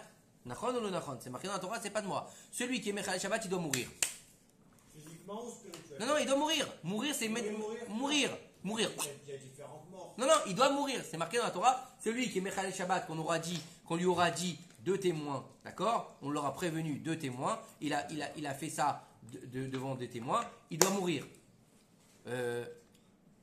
Mais il y a une partie de la population qui devrait mourir, hein, Shalom. Non, mais étant donné que Dieu il est chesed, il prend le temps. Il attend que ses enfants ils fassent ses chouvas. Il attend que ses enfants ils vont revenir. Donc il est comment dire, longanime, magnanime ou longanime, je sais pas. Bref, en tout cas c'est pour ça que Dieu il fait beaucoup de chesed avec nous. Donc nous aussi on doit, étant donné qu'on est représentant du divin sur terre, on doit aussi faire du chesed Bezrat Hashem avec nos semblables. Allez, on continue. Allez, on va dans le Midrash. Allez, notre Midrash, la semaine dernière. Ouais, la semaine dernière. On a vu que nos chers Datan et Aviram, justement, eux, ils étaient l'inverse du Chesed. Ils ont été donc balancés, Moshe Rabbeinu à Pharaon. Il l'a balancé. Eh oui, ils l'ont balancé. Datan et Aviram, c'est la suite. Ils ont été dans le palais de Pharaon. Ils ont raconté à Pharaon que Moshe, qu'il aidait les ennemis du roi dans leur travail. Pharaon, il les a pas cru. Il leur a pas cru. Mais ils ont dit, vous me racontez n'importe quoi. Arrêtez vos bêtises. Il aide mes ennemis, il aide les juifs. Non, c'est un prince d'Égypte quand même. Il n'a pas cru. Jusqu'à qu'ils lui ont dit, et tu sais, il a tué un Égyptien. À ce moment-là, Pharaon il s'est mis en colère. Il a donné l'ordre à ses serviteurs de capturer Moshe. Les serviteurs, ils sont sortis sur ordre du roi. Ils ont attrapé Moshe et ils l'ont enchaîné, les mains et les pieds. Ils l'ont monté sur l'échafaud et ils ont voulu lui couper la tête avec une épée. Sympa ou pas? Ah, c'était violent quand même à l'époque. Hein. À ce moment-là, les anges du ciel, ils sont venus devant Akadosh Baruch Hu et lui ont dit, Moshe, l'homme de Dieu, Ish Haelokim, il va mourir. Moshe, le tzaddik, le juste parfait, il va aller en prison. Akadosh Baruch Hu, il leur a dit, ne vous inquiétez pas, je vous assure que ni il va mourir et ni il ira pourrir en prison. Akadosh Baruch Hu, il a fait un S. Et à ce moment-là, le cou de Moshe Rabbeinu, il est devenu dur comme du marbre. Ça vous rappelle rien? Oui. Vas-y. Esav et Yaakov, lorsqu'il a embrassé, il s'est cassé toutes les dents, Esav. Parce que le cou de Yaakov était devenu dur comme le marbre. Pourquoi il est devenu dur comme le marbre? Petit midrash, quand même, une petite parenthèse comme ça. Parce qu'en fait, Esav, il a voulu le mordre jusqu'au sang et le tuer comme ça. Et donc, il s'est juste cassé les dents sur le cou de Jacob. Et d'ailleurs, j'avais écouté un cours il y a une dizaine d'années de ça. Et le cours, il s'intitulait Esav, le premier vampire de l'histoire. C'est un vampire. Bon, mis à part, c'était quelqu'un de terrible, Esav. On verra ça plus tard, Bezrat Hashem. En tout cas, on va en parler un petit peu ce soir. Hein? Ouais, c'était un monstre. Bah, il a donné naissance à des sirènes quand même. Hein. Faut être violent quand même. Hein. Les sirènes, tu sais les sirènes, pas Ariel, hein, pas celle dans les dessins animés, celle qui est jolie, qui chante bien. Non. Les sirènes, c'est Xira. Hein. Nos sages, ils nous disent, les sirènes, c'est monstrueux. D'accord? Elles sont moches, elles ont des grandes dents. D'accord? Elles sont maigres, elles chantent. Mais pas elles chantent comme Ariel, la petite sirène. Elles chantent pour attirer les navires. Et après, une fois que les navires sont attirés, ils les font chavirer, elles les bouffent. Donc c'est pas la petite sirène, hein, c'est autre chose la sirène. C'est violent. Ok? Bref, ça existe. Hein. Ça existe vraiment. Ça existe et il y a des gens qui les ont vus au port de Haïfa. Non. À Haïfa. Ouais, à Haïfa. Ouais, des sirènes. Mais pas des belles, hein, pas comme dans le dessin animé. Non. Des juifs, Yirat Shamaim, qu'on dit, ils les ont pas pris en photo, ils ont dit qu'ils les ont vus. C'est marqué, c'est marqué, ça existe les sirènes. C'est les enfants des saves et d'un dauphin. Ouais. Le dauphin n'est pas un poisson, c'est un mammifère. Eh ouais, bon. Et Save, n'oubliez pas que. C'est un peu compliqué. Bref, on va pas rentrer là-dedans. On continue. Allez, on continue. C'est pire que le serpent alors. Le serpent, c'est autre chose parce que le serpent, c'est Zohamat Anachash. Zohamat Anachash, c'est pas une semence matérielle, c'est une semence spirituelle. c'est autre chose, qui se transformera tout au long des 6000 ans de la réparation dans les règles. Les règles. Les règles de la femme, c'est quoi? C'est le Zohamat Anachash en fait qui s'en va. Étant donné qu'il a, spirituellement bien sûr, hein, écoutez bien, c'est pas de la zoophilie, spirituellement il a posé sa semence en Chava, et qui elle contenait toutes les âmes des femmes de du monde entier, d'accord, de toutes les générations. Donc en fait toutes les femmes elles vont recevoir, quand il a maudit Akadosh Baruch Hu, il a maudit Chava, et les douleurs de l'accouchement et les douleurs, et donc il fallait qu'elle se nettoie de cette impureté du Nachash. Bon, après, il y a plusieurs niveaux avec Shrem, avec Dina. Bref, on ne rentre pas dans là-dedans ce soir. Mais c'est quoi les règles? En fait, c'est les Zohamat Anachash qui sortent de la femme. Voilà, vous le savez maintenant. Ok? Donc, attention, encore une fois, c'est pas de la zoophilie. Il n'y a pas de semence d'un serpent avec une femme. D'accord? Comme quand on dit que Adam, il a essayé les animaux. D'accord? C'est pas non plus de la zoophilie. Adam, il n'a pas été voir la chèvre et dire ah la chèvre cool, ah la lionne. Non. C'est-à-dire qu'au niveau spirituel, il a vu si sa neshama était en fait compatible avec la neshama de la lionne. Non, elle n'est pas compatible sa neshama avec la neshama de la lionne, puisque lui il était seul. Il a vu avec la chèvre, non, c'est pas compatible avec l'autruche, c'est pas compatible. Donc il a vu que c'était pas compatible avec ça. C'est ça. Attention, il y a les trucs dégueulasses, d'accord? Toutes ces bêtises qu'on essaie de nous inculquer dans la tête aujourd'hui, que c'est bien la zoophilie, la pornographie, l'homosexualité. Non, c'est pas ça dans la Torah. Il n'y a pas de ça dans la Torah, d'accord? Il va y avoir des épisodes qui vont passer par certaines comment dire, côté dérive, voilà. Comme on l'a vu avec les filles de Lot, comme on verra avec Yehuda et Tamar, d'accord? Comme on verra par rapport au roi David, d'accord? Mais ça, c'est pas pour la bestialité ou pour la saleté. C'est en fait, vous savez que, je sais pas si vous avez déjà remarqué, il y a plein de grands rabbanim, d'accord? Ils sont nés dans des familles. Si tu rentres là-bas, tu te suicides, quoi. Le père, il est tatoué, il y a une télé comme ça sur le mur. Oui ou non? Vous avez déjà entendu parler de ça? Des grands rabbanim qui ont fait tchouva, d'accord? Et qui aujourd'hui ramènent des milliers de personnes. Mais leurs parents, c'était rien à voir. Et pourquoi? Parce que lorsque une grande neshama doit descendre sur terre, il faut savoir que le Yetzer Hara, il veut pas. Pourquoi il veut pas? Il va le défoncer. Donc il veut pas. Donc Akadosh Baruch Hu, il lui dit attends, regarde, non, t'inquiète pas. Je vais pas l'envoyer dans une famille Me'ar-Shaharim, des grands religieux. Non, parce que là, c'est sûr qu'il va devenir un grand rabbin. Je vais l'envoyer dans une famille Talouid. Là-bas, ils font pas Shabbat, ils font pas les fêtes, ils respectent pas la cacheroute, il n'y a pas de nida, il n'y a rien du tout. Je vais l'envoyer là-bas. Et vu qu'il va être nourri à la télévision et à Netflix, t'inquiète pas, il va sortir travers. Et qu'est-ce qu'il dit le Yetzer Hara? Il dit ok, banco, ça marche comme ça. Mais en fait, étant donné que cette neshama elle est pure, elle revient à sa source. Vous avez compris ou pas? C'est les chemins de traverse, comme on dit. C'est comme ça qu'on dit? Oui. Voilà. Allez, on continue. Allez, vous m'avez motivé ce soir. Baruch Hashem. T'as rien préparé. Eh ben non, j'ai rien préparé, je te promets. Alors, on en est où? L'effet Arak. Non, j'en ai même pas vu.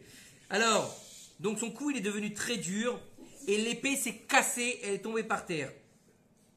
Ils ont essayé encore une fois de le tuer, ça n'a pas marché.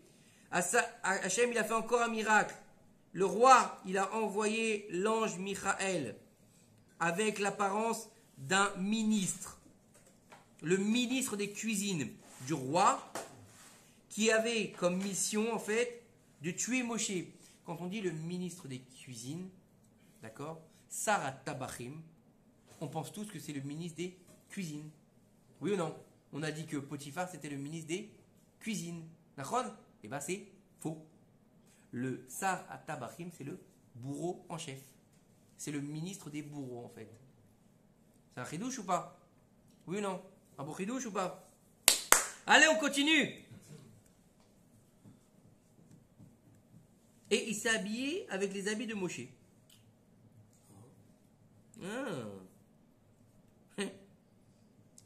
La Kachamalach, donc l'ange il a pris. Ah, elle est belle celle-là. Il a envoyé le Malach Michaël qui a pris l'apparence du du ministre des bourreaux, je sais pas si ça s'appelle comme ça, ministre des bourreaux, bref. Il a pris les habits de Moshe, il a habillé le ministre des bourreaux avec les habits de Moshe. Et qu'est-ce qu'il a fait? Il a pris l'épée et il a tué en fait le ministre des bourreaux qui est mort sur le coup. Et à ce moment-là, il y a eu une grande agitation, on ne comprenait pas ce qui se passait. Et Moshe Rabbeinu, quand il y a eu cette grande agitation autour, parce qu'ils se sont rendus compte que en fait c'était le bourreau qui était mort, et il y a eu une grande agitation, et à ce moment-là, Moshe il a réussi à se sauver. Lorsque Pharaon il a vu ça, ce qui venait de se passer quand même, c'est assez hallucinant quand même, il a appelé ses serviteurs, il a dit où est-ce qu'il est Moshe? Et ils n'ont pas répondu, ses serviteurs, parce que en fait, ils sont tous devenus aveugles. Il a encore demandé une fois, Pharaon, où est-ce qu'il est Moshe? Il a demandé à tout le monde. Et personne n'a pu lui répondre, parce qu'ils étaient devenus sourds. Ils n'ont pas entendu les questions du roi. Les serviteurs de Pharaon sont devenus aveugles, donc ils n'ont pas pu voir où Moshe se trouvait. Et la cour du roi est devenue sourde, donc elle n'a pas pu entendre ce que demandait Pharaon. Ça, c'est un beau chidouche, je trouve. Non?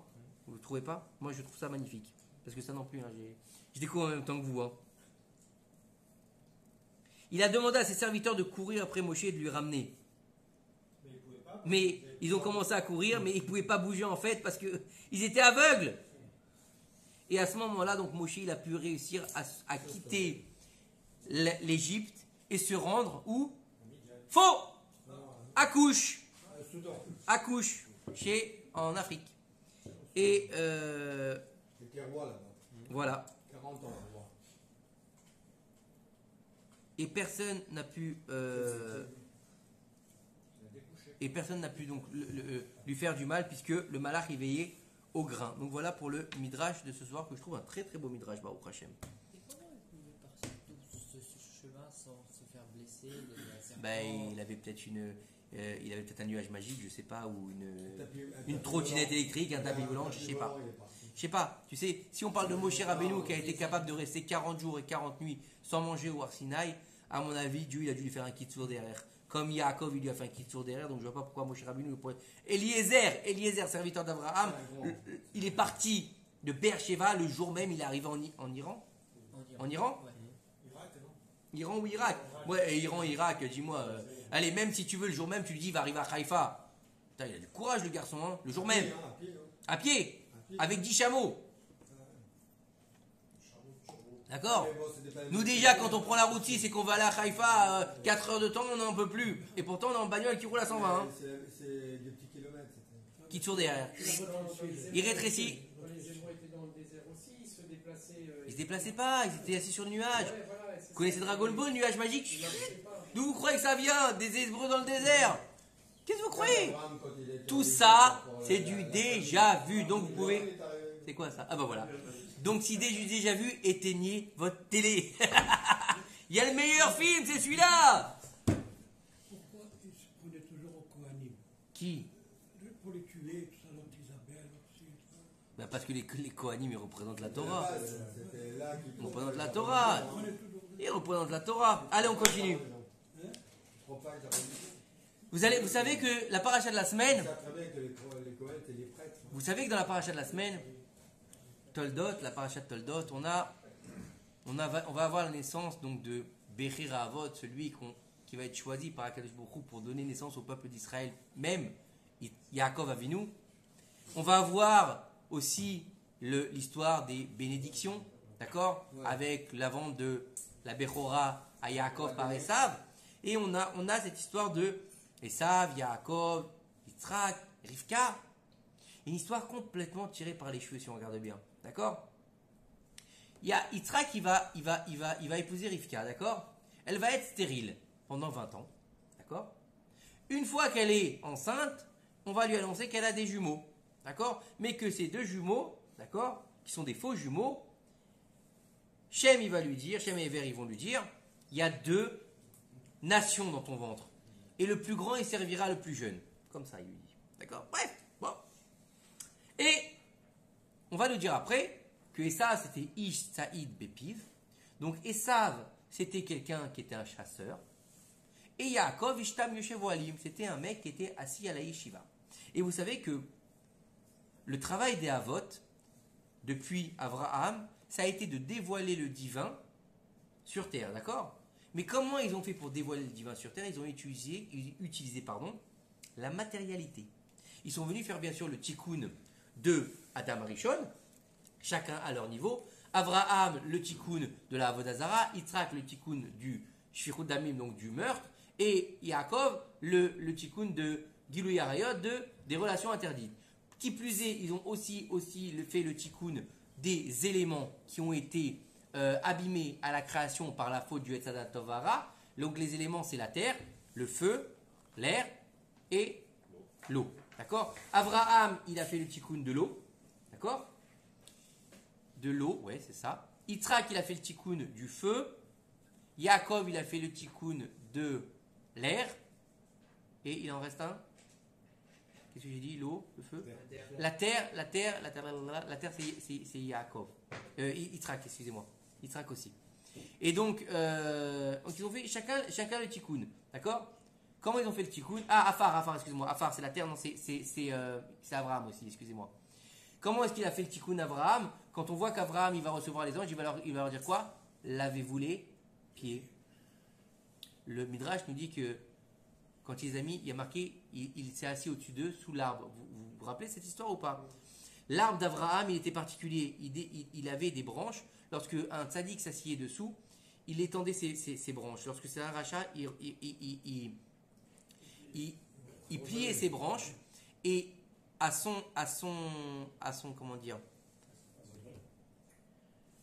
en bas, à sa source en fait du tronc, en bas au niveau du tronc, à sa base, merci, c'est le mot que je cherchais, à la base du tronc, il y avait un trou qui se formait, il était gorgé d'eau, et c'est un mikvé qui se mettait en place là-bas, comme ça il nous dit le midrash, et en fait il les faisait se tremper dans le mikvé pour les taher, pour devenir purs.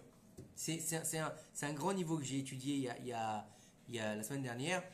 On ne peut pas rentrer là-dedans, c'est très compliqué, c'est une étude sur texte, mais pour comprendre un petit peu le niveau d'Abraham, Yitzhak, quand il a été chez Avimelech, là-bas, dans la paracha qu'on va voir cette semaine, quand Dieu lui dit tu ne descends pas en Égypte, toi tu n'as pas le droit de sortir d'Israël, d'accord? Il va aller là-bas, il y a marqué qu'il a planté.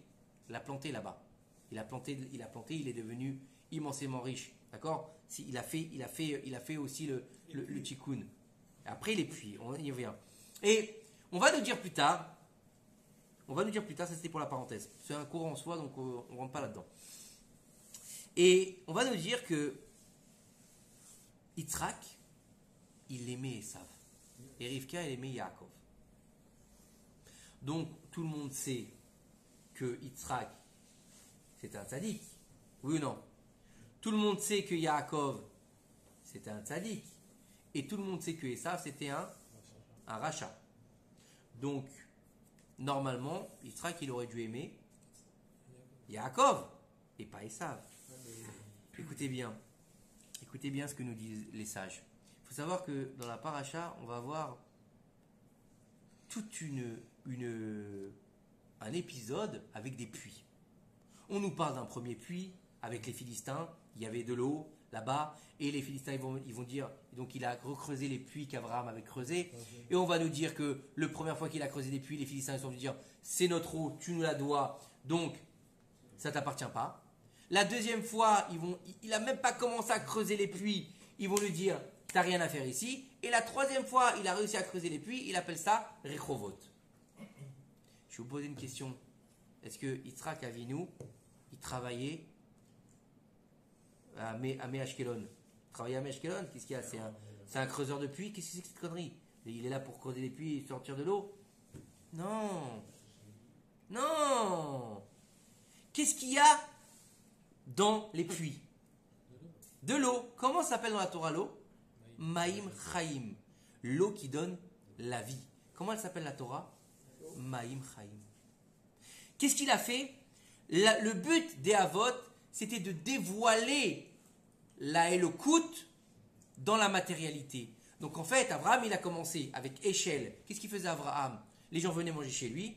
Une fois qu'ils avaient fini de manger, ils disaient remercie Akadosh Baruch Hu. Viens connaître Akadosh Baruch Hu. Oui ou non? Donc il rapprochait les gens et les âmes qu'il a fait à Haran. Vous connaissez tous cette phrase ou pas? C'est quoi? Il rapprochait les gens en les faisant manger, en les faisant boire et en les faisant dormir chez lui. Dans la matérialité, il dévoilait l'étincelle divine. Yitzhak, il a creusé des puits pour faire sortir la Elokout. Plus on creuse et plus on fait monter les choses, nachon ou pas? Donc on fait remonter à la surface. La première fois qu'ils lui ont dit, les Philistins, qui sont l'antithèse de Yitzhak, puisque les Philistins, c'est quoi? Eux, ils représentent la Letzanout. Vous savez, c'est quoi la Letzanout? La Letzanout, c'est la moquerie, la raillerie. Il y a marqué dans le Télim, le premier des Télim, David Amelech, il marque éloignez-moi d'une communauté de clowns, de railleurs. C'est très grave. Et en fait, ils lui disent non, tes puits ne t'appartiennent pas. Il y a déjà de l'eau ou pas? Les puits ne t'appartiennent pas. Tu n'es pas le gardien de la Torah. C'est nous les gardiens de la Torah. C'est nous les nations du monde, c'est pas toi. Mais à la deuxième fois, et qu'est-ce qu'il dit Yaakov? Rien. Yitzhak, pardon, rien. Il dit rien, Yitzhak. Il dit ok, je me casse. Il recreuse. Au moment où il creuse, tout de suite, ils viennent l'arrêter. Pourquoi? Parce qu'ils s'en prennent directement au tzaddik. La première fois, ils ont pris une excuse. Mais la deuxième fois, ils n'ont pas d'excuse. Il n'y a pas encore d'eau. Donc ils s'en prennent directement au tzaddik. On ne veut pas de tzaddik avec nous. Et la troisième fois, il ne dit rien. Il arrive à creuser ses puits. Il appelle Rechovot. Rechovot, ça vient de Rachav. Ça vient de élargir. Ça vient donc de diffusion de la Torah. Et en fait, qu'est-ce qu'on a dit? On a dit que le but des patriarches était sortir de l'Elokout, d'où? Sur la terre. Esav. Ve'ayadahim yede Esav. Et les mains sont les mains d'Esav. Yaakov, il est où? Ishtam Yoshev Oalim. Yitzhak, il dit celui-là, Esav, c'est celui-là qui va continuer le travail des Avot. Il dit Yaakov, Ishtam Yoshev Oalim. Celui-là, il est dans les yeshivot. Celui-là, il est la tête dans l'étude de la Torah. Celui-là, il n'est pas là pour sortir les lokout de la terre. Qui est-ce qui doit sortir les lokout de la terre? C'est Esav, celui qui a assez. Esav, c'est quoi? Ça vient de la asot, celui qui fait. Il vient lui dire à son père comment on fait la dîme du sel et de la paille. Il n'y a pas de dîme sur la sel et sur la paille. Il dit celui-là, il a un niveau énorme dans sa Torah, mais il est dans la matérialité. Ish, Saïd Bepif, c'est un chasseur. C'est quelqu'un qui a les paroles, c'est quelqu'un qui est en contact avec les gens. Mais, il sait que c'est un rachat. Oui ou non? Donc pourquoi il veut le bénir?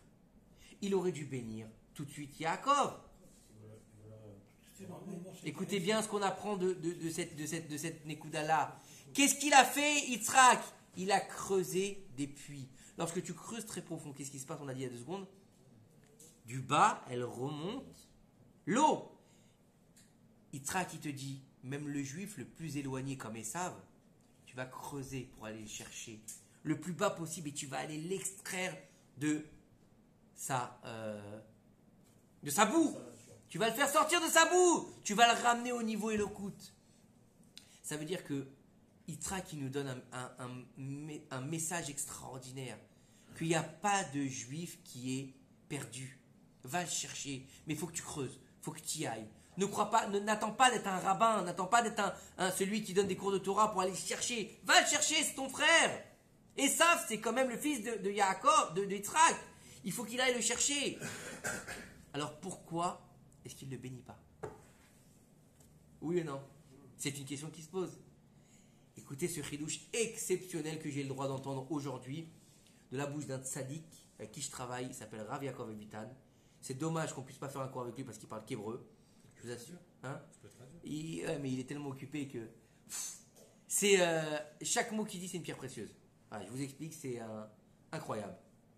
Et hier, pendant qu'on déménageait, il passait le balai avec nous. Une gloucha et une anava, j'ai jamais vu ça. Apprendre des talmidei chachamim, c'est énorme. C'est pas pour Chas Shalom de dire des mauvaises choses que j'ai dit qu'il passait le balai, c'est pour comprendre que comment il est humble.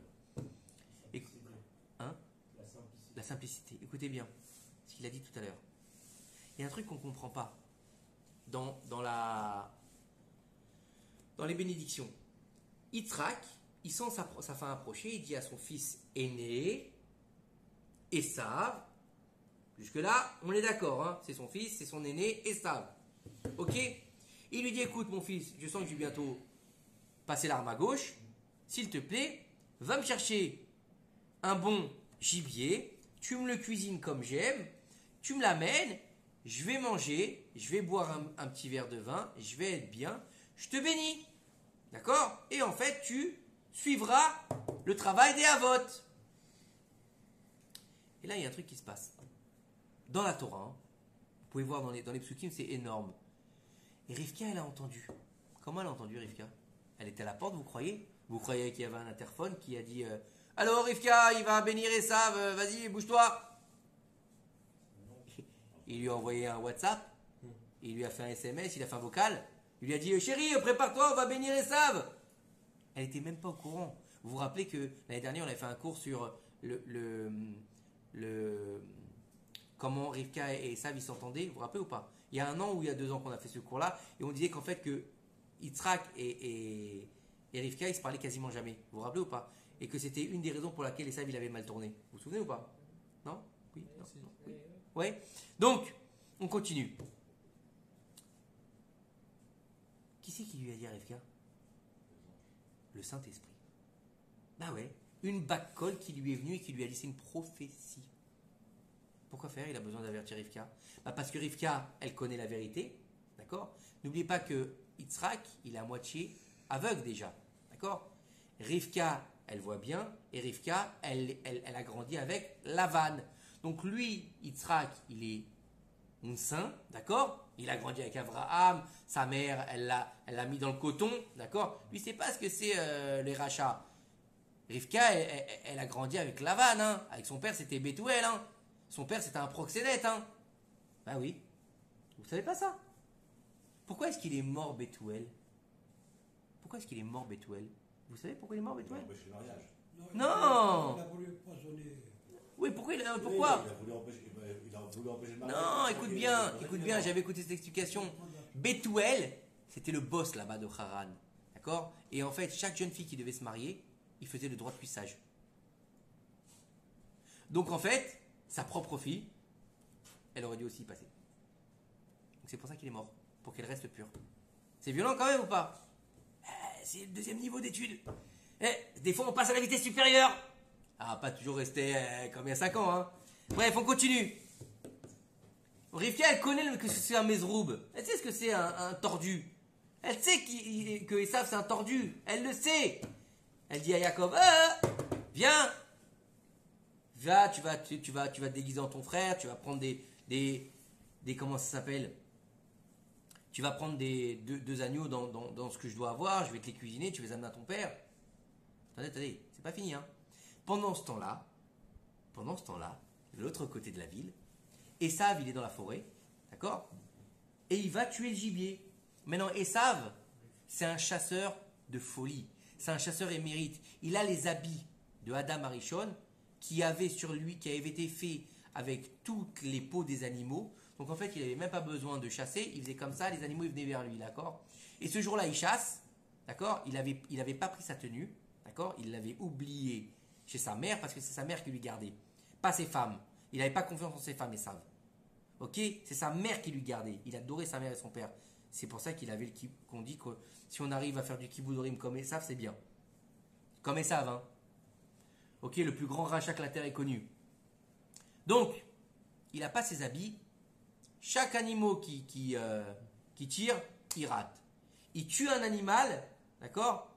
Donc il doit avoir 2, puisque c'était Pessah, il devait avoir Korban Pessah et Korban Chagiga, il va amener à son père deux mets, d'accord, de gibier. Donc il tire le gibier est blessé, d'accord? Et là, nos sages nous disent que il y a un ange qui vient et à chaque fois qu'il accroche un gibier sur un arbre pour le garder en attendant d'aller chercher l'autre, l'ange il défait le gibier. Et là, il tire la flèche, l'ange il pousse la flèche. Putain, je comprends pas. Rivka, elle entend une voix céleste qui lui dit qu'il va prendre les bénédictions. L'ange il vient se mêler, d'accord? Après, elle lui dit, écoutez bien ce qu'elle lui dit Rivka. Il lui dit, attends, je ressens. Yaakov, il dit à sa mère, maman, mais tu rigoles ou quoi? Il lui dit, je le ressens pas, mon frère.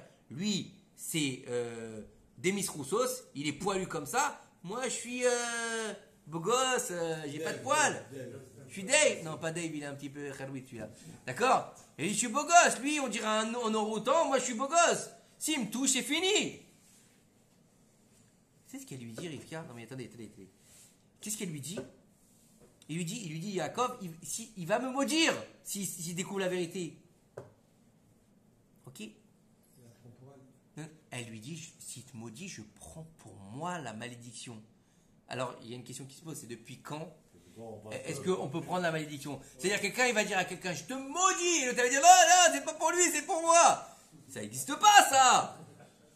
Ça existe ou pas? Hein? C'est impossible. Targum Unkelos, écoutez bien, c'est énorme. Targum Unkelos. Vous connaissez Unkelos, c'est quoi? C'est la traduction d'Abraham de la Torah qui est dans les Chumash sur le petit comme ça, d'accord? Normalement, Unkelos, qu'est-ce qu'il fait? Lui, juste il traduit. D'accord? Il n'explique pas.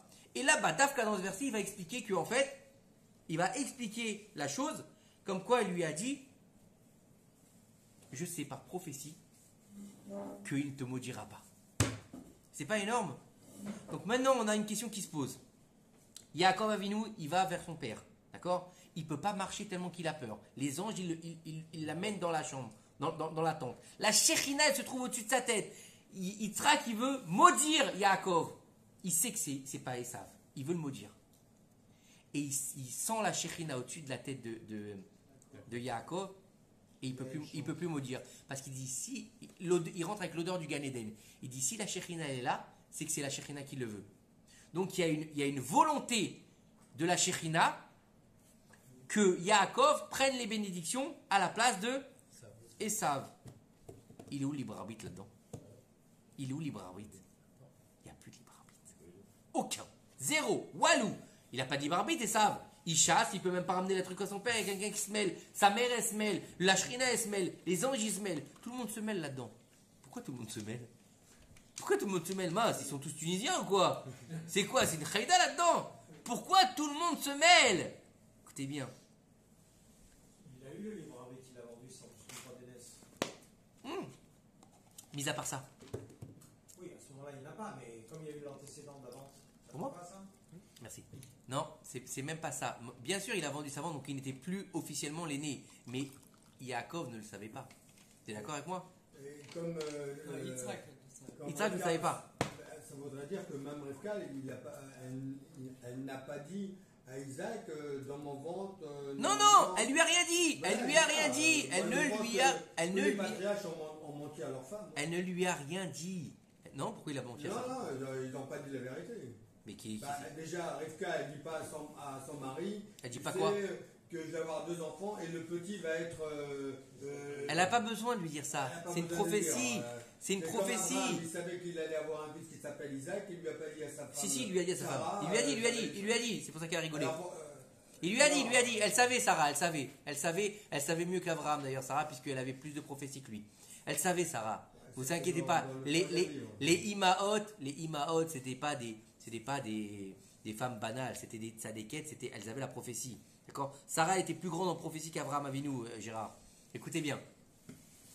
En fait, c'est que dans cette histoire, dans cette succession, dans cette succession de bénédictions, ça touche plus le particulier.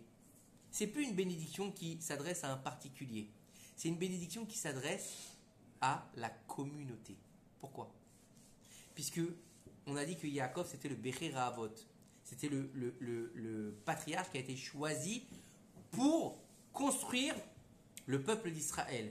Donc cette bénédiction, elle n'est pas seulement particulière pour Yaakov, elle engendre tout le Ham Israël. Donc au moment où ça concerne le public, eh ben la Shekhinah, elle doit être là. Elle a son mot à dire. C'est-à-dire que c'est plus une question de libre arbitre, c'est une question de général. Le général, c'est pas le même niveau que le particulier. Et qui plus est, pourquoi est-ce qu'elle se mêle à Shekhinah? Parce qu'en fait, Yaakov Avinu, Qui c'est Yaakov Avinu? Yaakov Avinu, c'est Adam Arishon. Adam Arishon, lorsque il s'est endormi, le serpent il est venu avec Ramaout, il l'a fait un thalwid et il a commencé à s'occuper de Chava. Nachon, il a donc commencé à s'occuper de Chava et pour la faire tomber dans le Hatzadat Tovara qui va donc fauter et faire tout ce qui s'est passé ensuite et donc la réparation de 6000 ans. Mais en fait, dans l'histoire de la bénédiction, donc il a perdu la bénédiction à Adam ou il n'a pas perdu la bénédiction? Adam a perdu la bénédiction. Est-ce qu'on est que Yaakov, il est le Bacher Avot et qu'il est Adam Arishon, il doit récupérer la bénédiction. Donc il doit récupérer la bénédiction face à qui? Face à qui? Face à qui? Au serpent. C'est qui le serpent? C'est Esav. Mais il manque encore quelque chose. Qui c'est qui a fait tomber Adam? C'est Chava. Donc qui c'est qui doit sauver Adam? C'est Rivka. Donc en fait, dans cette histoire-là, Yaakov, il prend la place de Adam Arishon, Esav, il prend la place du Nachash Akadmoni, et Rivka, elle prend la place de Chava Imenu. Donc en fait, ils font le tikkun de Etzadat Tovara par les bénédictions de Yitzhak Avinu. Elle est belle ou pas? Elle est belle ou pas? Donc en fait, si on regarde bien, ça c'est cet après-midi, j'ai eu la chance d'écouter ça. D'accord? Bon, lui c'était plus. Encore mieux dit, d'accord? Et en hébreu. Et en hébreu, ouais. Mais t'as vu ou pas? Pas mal quand même la traduction. C'est ça, en galoute. À leur niveau. N'oublie pas une chose, comme juste avant on l'a dit, il y a un tikkun particulier et un tikkun général. Au moment où on est arrivé à la sortie d'Égypte, c'est une bonne question que tu poses. Au moment où on est arrivé à la sortie d'Égypte, d'accord? On est sorti d'Égypte, on est sorti en tant que peuple. Le peuple d'Israël, l'entité Israël, d'accord? On l'a expliqué plusieurs fois, elle n'a lieu d'être que quand elle est un peuple. C'est pour ça qu'elle n'a pas de peuple tant qu'on ne sort pas d'Égypte. Tu es d'accord? Avant, c'est une famille. Il y a marqué quoi? Que la famille de Yaakov, elle est descendue en Égypte. Il n'y a pas marqué un peuple d'Israël. La famille de Yaakov est descendue en Égypte. Qui est-ce qui est sorti d'Égypte? Un peuple d'Israël. Oui ou non? Vous êtes d'accord avec moi jusque-là? Le peuple, l'entité Israël en tant que nation, en tant que général, en tant que communauté, en tant que tikkun olam, en tant qu'Israël, une des raisons pour le Bereshit, un des réchits de la création, tu te rappelles ou pas ce qu'on a dit? Un des prémices de la création, c'est qui? C'est Israël, oui ou non? Donc, lorsque on reçoit la Torah, on meurt 2 fois, oui ou non? On meurt 2 fois, on nous met 2 couronnes sur la tête. On a reçu les 10 commandements, d'accord? On est arrivé au niveau de l'homme avant la faute originelle. Si on ne fait pas le veau d'or, c'est Mashiach.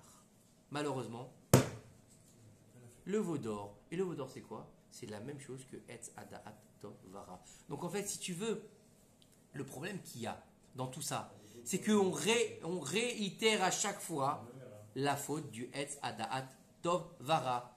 Mais regardez, Baruch Hashem, et on va finir sur ça. J'ai écouté le cours du Rav Citruk, des Chrono Livracha, du lundi, de Torah Box, et là-bas, cette semaine, il parle de Mashiach. Il parle de Mashiach. J'ai pas eu le temps d'écouter tout entier. Hein. Et à un moment donné, il va dire les signes de Mashiach. Tu l'as écouté? Et il va dire les signes de Mashiach, et pourtant le cours, il a eu lieu en 1999. 1999. Il dit aujourd'hui en 1999. Et il dit là-bas, lorsque il y aura une élévation des prix exceptionnelle et qu'il y aura de la nourriture à profusion mais que les gens ne pourront plus l'acheter, ce sera l'imminence précise de Mashiach. Il le dit ou pas? C'est pas moi, c'est le Rav Citruk. Hein. Regardez ce qui se passe aujourd'hui. Regardez ce qui se passe aujourd'hui. Il y a aujourd'hui, depuis hier, les Khat Pe'ami, plus de 50% ils ont pris. D'accord? Le pain il a augmenté. Le pain il a augmenté. Le lait il a augmenté. Les œufs ils ont augmenté. Les légumes, regardez les légumes cette année. C'est l'année de la Shemitah. L'année de la Shemitah. Vous avez été acheter des légumes, que ce soit Eter Mechira ou pas Eter Mechira. Je ne parle pas de ça, on ne rentre pas là-dedans, d'accord? Ça c'est pas notre problème. Même chez Osher Had, hein. Même Pourtant, chez Rad, normalement, c'est pas cher. C'est Yevoul le roule, d'accord? Mais les fruits et légumes, c'est hyper cher. bien sûr, c'est bon. C'est hyper cher. La dernière fois, j'ai voulu acheter des pommes, c'était 15 shekels le kilo. Et pas. Non, 9 shekels aujourd'hui à Auchan. Bon, j'ai pas été aujourd'hui, je te parle la dernière fois. Non, j'ai vu les prix aujourd'hui, c'était pas cher. Ah bah écoute, moi la dernière fois que j'y étais, franchement, j'ai cru que j'allais avoir une attaque cardiaque. D'accord? Ça baisse, il y a même des super promos. Non, tant mieux, bon. 80 centimes, 80 gouroches. Mais ce que je veux dire, c'est que tout devient cher. Oui. Regarde, l'Arnona, Ah, mais Lévi. l'Arnona, tout a augmenté. Regarde aujourd'hui, tout a augmenté. Tout a augmenté. Tout a augmenté. Hein? Même les matériaux de construction. Regarde, oui. 30%. Et regarde bien. À l'époque, on manquait de choses. Mais aujourd'hui, qu'est-ce qu'ils font? Qu'est-ce qu'ils font les agriculteurs, par exemple? Ils jettent. Ils vont pas donner aux pauvres. Ils vont jeter des cartons, des camions entiers de tomates. On l'a vu, tous ces fameuses images. Des camions entiers de tomates, du blé qui vont écraser, des œufs qui vont... Là, bah, c'est passé quand, là, les œufs, là? Il y a 2-3 mois qu'ils ont jeté des œufs, là, sur les routes. Vous l'avez pas vu, ça, en Israël? Sur les routes, ils ont... Parce que par rapport à la régulation des je sais pas quoi, les cartons d'œufs, ils les jetaient sur la route. Ils les écrasaient après, au lieu de les donner à des gens qui n'ont pas à bouffer. Il y aura à bouffer à profusion, et ça deviendra tellement cher qu'on n'arrivera pas plus à s'en sortir. S'ils donnent, les assurances ils remboursent. Ouais, c'est pas le problème. Mais regardez, qu'est-ce qu'il a dit encore là-bas? Il a dit que les présidents auront des têtes de chiens. Ça veut dire quoi? Ça veut pas dire qu'ils auront des têtes de... Quoique il y en a certains... Ouais. Chirac l'a pas entendu, ça. Non. Mais ce que je veux dire, c'est que il a dit que le chien, c'est quoi? Il est devant le maître, mais il est toujours en train de se retourner pour voir où est le maître. Il disait que ce sera exactement pareil. C'est-à-dire que les dirigeants des peuples, ils se retourneront toujours pour voir qu'est-ce que le peuple il veut. C'est-à-dire qu'ils décideront pas pour le bien du peuple, ils attendront que ce soit le peuple qui décide ce qui est bien pour eux. Et c'est ce qui se passe aujourd'hui. Les gilets jaunes, les gilets marrons, orange, ici, pareil. C'est les sondages en fait. Des sondages, exactement, c'est ce qu'il dit. C'est ce qu'il dit. Le Rav Citruc, il dit, les sondages, on est en 99, aujourd'hui on est en 2021 de l'ère vulgaire. Si c'est pas hyper d'actualité avec ce qu'on vit en Israël, tout a augmenté. Vous voulez que je vous dise, d'accord? Pour déménager aujourd'hui, il faut être blindé, d'accord? Je cherche à déménager, d'accord? Et ben un 5 pièces, ça a pris plus de 1500 shekels en location. De différence. On va où? Comment tu peux, quelqu'un qui gagne 6000 shekels, d'accord? Et qui a un loyer de 4000 shekels, d'accord? Qui a un loyer de 4000 shekels, qu'est-ce qu'il fait avec le reste? Il n'a pas payé l'arnois, il n'a pas payé l'électricité, il n'a pas payé l'eau. Comment il bouffe? Ici, il doit faire la manche. Comment faire aujourd'hui? On a beau travailler, on a l'impression qu'on n'a pas d'oseille. On a beau même réussir, on a l'impression que tout est Et pourtant, il y en a des Tout est Cayennes. volatile. Il y a des Cayennes. Hein, C'est pas le problème, mais encore une fois, c'est pas ce qui fait la richesse. Mais ce qu'il faut comprendre aujourd'hui, c'est que quand tu vas creuser un puits, c'est vrai que tu vas aller profond. Tu vas aller chercher au bout, la boue. Mais à un moment donné, au moment où tu vas être dans la boue, quand ça va commencer à être humide, ça va être dégueulasse, ça va sentir mauvais. Oui ou non, vous êtes d'accord ou pas? J'ai jamais creusé un puits, mais je pense que ça doit être comme ça. Hein. Comme quand tu creuses un trou à la plage, en général, tu creuses. Pourquoi ça doit sentir mauvais? Bah, quand tu as de la terre humide, à un moment donné, La terre et de l'eau, non, hein, pas d'accord. Ça pue. La terre et de l'eau, ça sent mauvais. ça sent fort, ça sent fort. Non. Ce qui sent fort, c'est quand il y a de la dégradation. Ouais, mais il doit y avoir en bas, quand tu creuses un trou, je veux dire, des fois. Ah, et puis le puits, hein, Regarde, rien quand tu ouvres le bio, voilà l'odeur que ça fait, hein, t'as envie de mourir. Hein. Le bio, c'est Bref, ce que je veux dire, c'est que quand tu es dans la boue, quand tu es dans un endroit pas terrible, à un moment donné, quand ça s'ouvre, l'eau elle jaillit. C'est ça le secret. Et on va finir sur cette parole que j'adore. Moi, vraiment, j'adore depuis que je l'ai découverte. Du Admour Azaken qui dit il faut vivre avec son temps. Et quand tu dis vivre avec son temps, c'est pas t'as acheté la montre qui marche avec ton téléphone, t'as le dernier iPhone, t'es super en phase avec TikTok et Instagram. Non, c'est pas ça. t'as des milliers de likes sur Facebook. Ah non, faut plus dire Facebook, faut dire Meta maintenant. D'accord? Non, non, c'est pas ça vivre avec son temps. C'est pas ça vivre avec son temps. Vivre avec son temps, c'est vivre avec la paracha. Et franchement, quand tu creuses un petit peu et que tu vas un petit peu dans la paracha, je ne parle pas, tu as lu l'histoire, Abraham, il est parti de chez lui et Israël et machin. Non. Pourquoi? Quand tu vois que tout ce qui se passe dans l'actualité, c'est marqué dans la Torah. Les Philistins, ils ont voulu nous sortir d'Eretz Israël, ils ont voulu prendre notre place. Aujourd'hui, c'est la même chose qui se passe. C'est un éternel recommencement. Donc, au lieu d'essayer de trouver les réponses dans BFM, dans je sais pas dans I24, d'accord, c'est news. Mais franchement, ouvre un chumash avec Rashi, avec les Tosfot, avec des livres comme Yaroum Benissa, le livre sur la paracha justement qu'il a écrit mon collègue. Vous savez combien cette page, ce que je vous ai raconté là sur Achnas HaTochim, hein, c'est 30 pages. 30 pages de biour sur Achnas HaTochim. C'est pas mieux que les news d'I24. Il y a tout à l'intérieur. T'as un trésor dans tes mains. Mais qu'est-ce que t'attends pour l'ouvrir? C'est comme si le mec il a un gros trésor rempli de bijoux, rempli d'oseilles, rempli de machin, et il le ferme à clé et il le met dans sa chambre. D'accord, il a un trésor, mais quelle jouissance il a de son trésor? Aucune. Alors comment il va l'ouvrir? Waouh, la lumière elle va l'envahir.